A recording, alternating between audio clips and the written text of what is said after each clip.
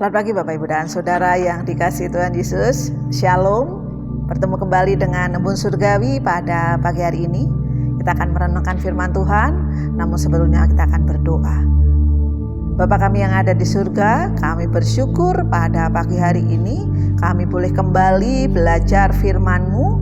Mari Tuhan menguatkan kami untuk setiap kebenaran firman-Mu yang akan kami renungkan. Dalam nama Tuhan Yesus kami berdoa, haleluya, amin. Kita akan baca firman Tuhan di dalam kitab Injil Matius pasal yang ke-6 ayat 24. Demikianlah bunyi firman Tuhan.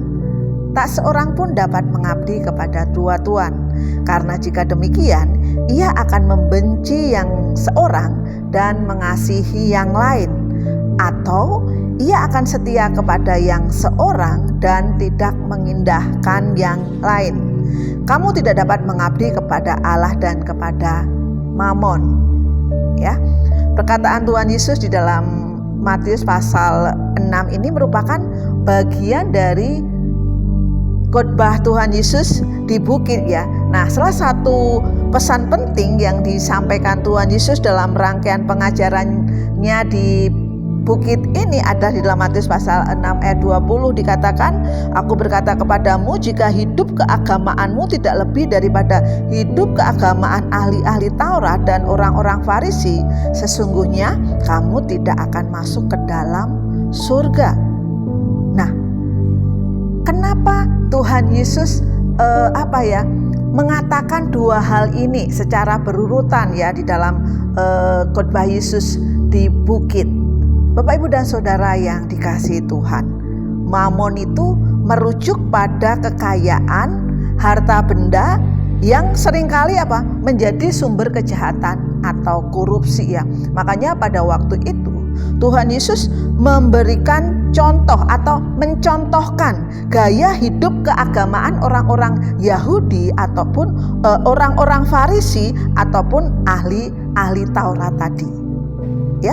Tuhan Yesus mengecam ya kehidupan mereka, orang-orang Farisi dan ahli-ahli Taurat tadi ya, sehingga memperingatkan semua orang yang mendengarnya untuk tidak mencontoh gaya hidup keagamaan mereka.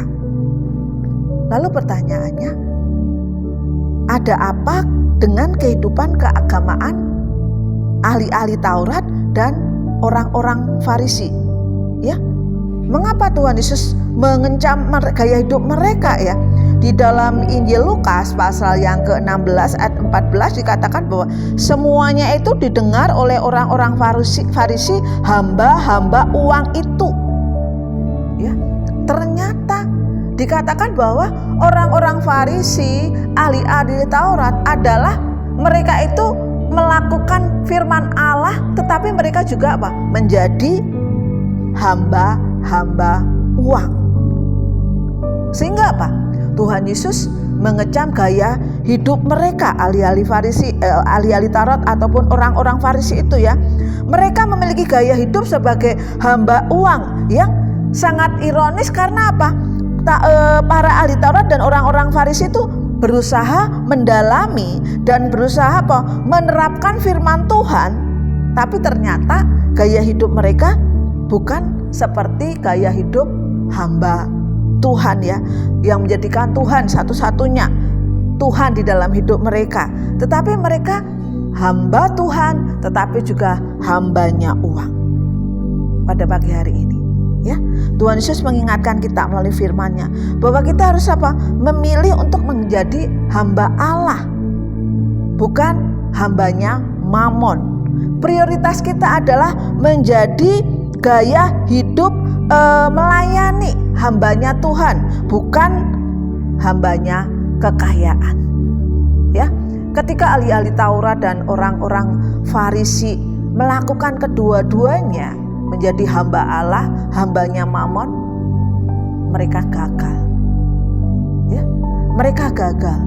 Dan pagi hari ini, mari kita akan menjadi abdi Allah yang setia, abdi Allah yang sungguh menunjukkan kasih kita kepada Allah. Selamat pagi, Tuhan Yesus memberkati.